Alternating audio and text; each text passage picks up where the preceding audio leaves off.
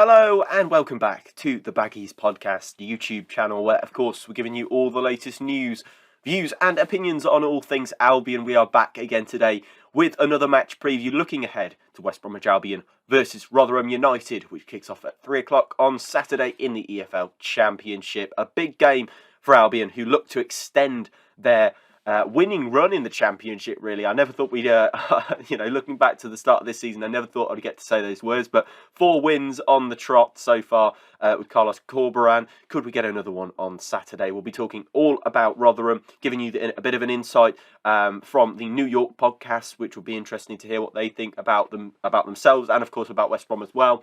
We'll also be giving you some predicted lineups for both sides and my general thoughts about Albion at the moment, as always. But I'd love to hear yours too down in the comment section below. If you want to drop your predicted scores, predicted lineups, whatever you want to do, I'd love to hear your thoughts ahead of the game. Are you going to the Hawthorns? Of course, the first game at the Hawthorns for well over a month now. So yeah, it'd be interesting to hear your thoughts on the game. Drop them in the comment section below. Subscribe if you're new. And let's crack on. It's match preview time for West Bromwich Albion versus Rotherham United. You're watching the Baggies Podcast YouTube channel. For match previews, match day vlogs, match reactions, and more, make sure to subscribe to the Baggies Podcast YouTube channel.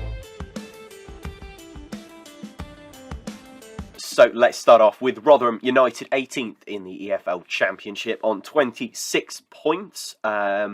Lost 3-1 to Bristol City last time out on their return to the Championship action post-World Cup. Just one win in their last 8 matches, though. Again, that was against Sheffield United, funnily enough, in a 1-0 win. That's interesting for me because they've been on a bit of a tricky run.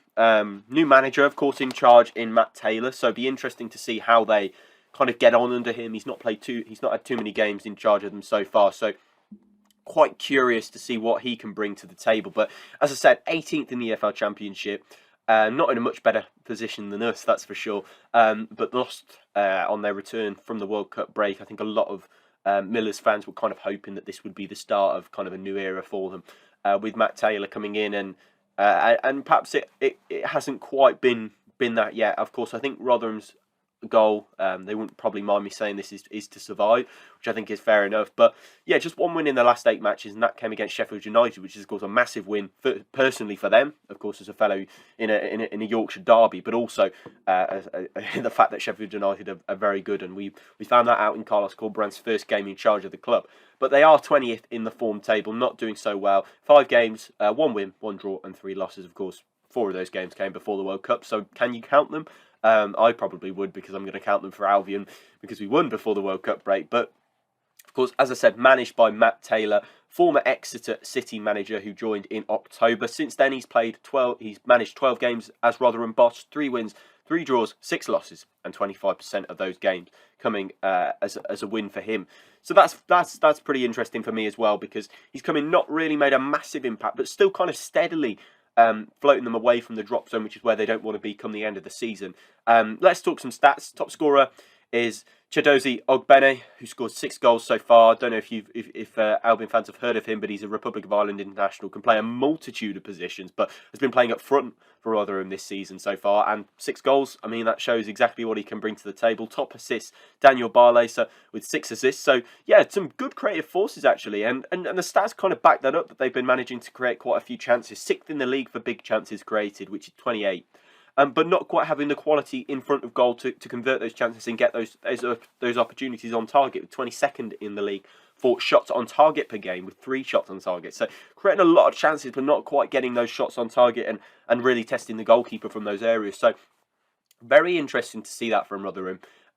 Be interesting to see if they can kind of improve on that going forward. Of course, they can't quite change the personnel until the January transfer window in terms of putting those chances away. And of course, goal scoring is a lot of the time the hardest part of playing in the second tier of English football. But let's talk a predicted 11 before we get a bit of Rotherham insight. So Johansson in goal, former Albion man Lee Peltier at the right hand side of a back 3, Wood at centre back with Wes Harding at left centre back as a sort of back 3, a 5 in midfield of Lindsay right wing back, Oliver Rathbone and Daniel Barlaser pairing in the midfield, with Brooke Norton Cuffy just behind them. The on loan Arsenal man looks a very, very promising prospect playing in the Championship this season. Cohen Bramall at left wing back, Wiles up front with Chidozie Ogbene as a sort of two up front there. So be interesting to see what Rotherham do on Saturday. But they've been in a bit of poor form, but they've certainly got the creative force behind them to get those chances, as you can tell by the amount of chances that they're creating. So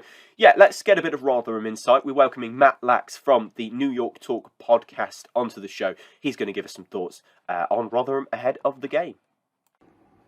I think the expectations pre-season were stay up. Up until the break up until the change of manager. Sorry, we were comfortable. Sort of upper mid table. Initially, change of manager comes, you're always going to get some disruption, but we still can sort of continue. We didn't go lose loads of games in a row, or didn't go loads of games without winning. Matt Taylor won, I think, his third game in charge, and then got back-to-back wins. So there was a continuation of that.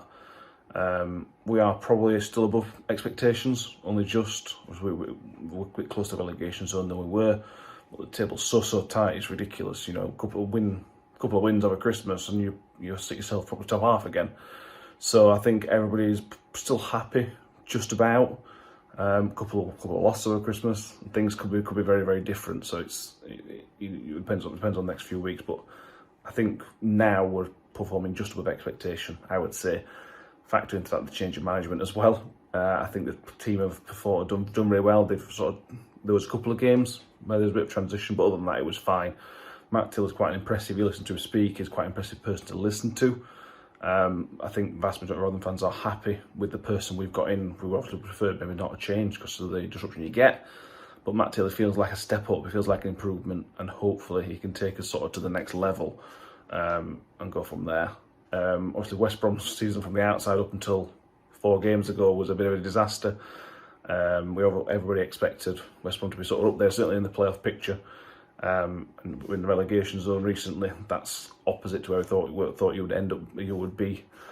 We seem to be playing at the completely wrong time of the season, which is typical for us. With a change of managers, a few wins in a row, it's going to be an incredibly tough game for us.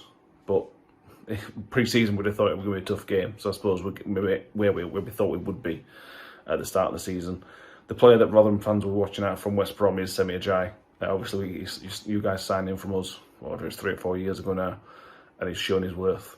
A bit of a legend for us, Semi. He'll get a great reception from the Millers fans, as he should do, because he's, as you guys know, he's a brilliant player. For us, Dan Barlas are probably central midfielder, pings it left, right, and centre. If you can shut him down, you'll probably stop us playing. Easier said than done because he is a brilliant player. He's another one that'll move on, like Semi Ajayi moved on to you guys. At some point, Dan Barlas will move on to bigger and better things because he is more than Championship, but he's probably a Premier League player. But time will tell in terms of that one. Score prediction, with your run form, to be honest with you, I can't see us winning, so I will go 2-1 to you guys, and that's me being pessimistic. So thank you to Matt from the New York Talk podcast for getting in touch. Drop them a follow down in the comment section below. In the description, there'll be some links so you can go and check them out. But thank you so much for sending in their thoughts ahead of the game. Let's talk West Brom now. 17th in the EFL Championship, 26 points. So just level on points with Rotherham, only with a slightly better goal difference. A game in hand on most teams. And of course, Albion have won the last 4 games in the Championship. So doing very well. Under Carlos Corberán, I think it's fair to say. Beat Sunderland 2-1 in our return to the Championship.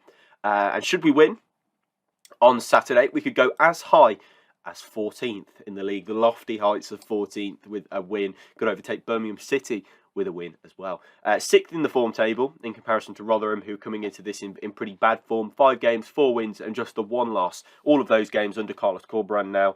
So, yeah, doing very well. Doing very well at the moment. Against Sunderland, first half was pretty appalling. I mean, if you haven't checked out the match reaction to that, make sure you do so, because there's lots of good thoughts there from me just after the game, straight away really. So kind of my raw reaction to the match. So make sure you go and drop that a watch if you haven't already. The first half was pretty appalling, but second I thought was much better versus, against a good side. Let's be fair. In Sunderland, who have looked very promising coming up from League One, of course, sitting in the top half of the table. The impact of Rogic and DK from the bench was absolutely massive. You cannot understate and Corberan, indeed, from the sidelines. I think he deserves a lot of credit. I think he probably deserves the assist for the win, really. I thought he did very, very well from the sidelines. Changed the game in the second half when the first half plan clearly wasn't working. So, you know, I knew there was kind of a reason that Rogic came on, and clearly they've had time to work together during the World Cup break. And yeah, he's managed to sort of work his magic on Rogic, and came in and looked every inch the player that Celtic fans have raved about during his time in Glasgow. So yeah, absolutely incredible performance in the second half, and looking forward to seeing if that's kind of what we go for the game against Rotherham. And I think it probably will be. Personally, that is what I would go for anyway. I think that, you know, all in all, I think that worked a lot better for us. We had a lot more quality in the middle of the park with both Rogic and Swift there. So yeah, I will be interesting to see what Corberan does moving forwards. I think that'll be quite interesting to see how he approaches it, and whether he goes for a slightly different lineup. But yeah, here's my predicted 11. Here's what I think he's going to go for. Alex Palmer in goal. A back four of Furlong. We think Bartley might be available, so I've put Bartley in there, but of course, touch and go whether he'll be fit or not. Dara O'Shea, and then I've gone for Eric Peters at left back. I thought Connor Townsend had a very poor game, and I think a lot of you guys in the comment section below of the match reaction agreed with that. So I've dropped him out for Eric Peters. I think Peters looks more solid at left back. Maybe doesn't add as much, you know, legs down the left hand side, but certainly adds a lot less mistakes. Okay, Kushlu in defensive midfield with Tom Rogic and John Swift ahead of him. I'd like to see that pairing because they seem to work well together last time. Matt Phillips and Jed Wallace on the wings with Brandon Thomas Asante up front. I'd like to see DK introduced for more minutes, perhaps, if the game's not going our way on Saturday. But I think you've still got to manage those minutes carefully. But as you saw with his goal against Sunderland, you know, you can still get that quality from him. He's still very much got that goal scoring ability, as we saw Barnsley. So yeah, definitely Daryl DK would love to see him from the bench, but Thomas Asante did a good job up front. But of course, it was DK came on and got the goal. So it'll be interesting to see what Corberan goes for. Here's my score prediction. I'm going to go for a 2-0 Albion win. I think that we're looking really, really strong at the moment, and I look forward to seeing the good form of Rogic and hopefully DK from the bench again, because yeah, they're really exciting players coming off the substitute bench and changing the game. You know, been waiting to sort of see the impact for both of them for some time now. But yeah, make sure you drop your score predictions down below. That's the end of this match preview video. I'd love to hear your thoughts ahead of the game. Make sure to subscribe if you are new, and I will see you in the next one. Goodbye.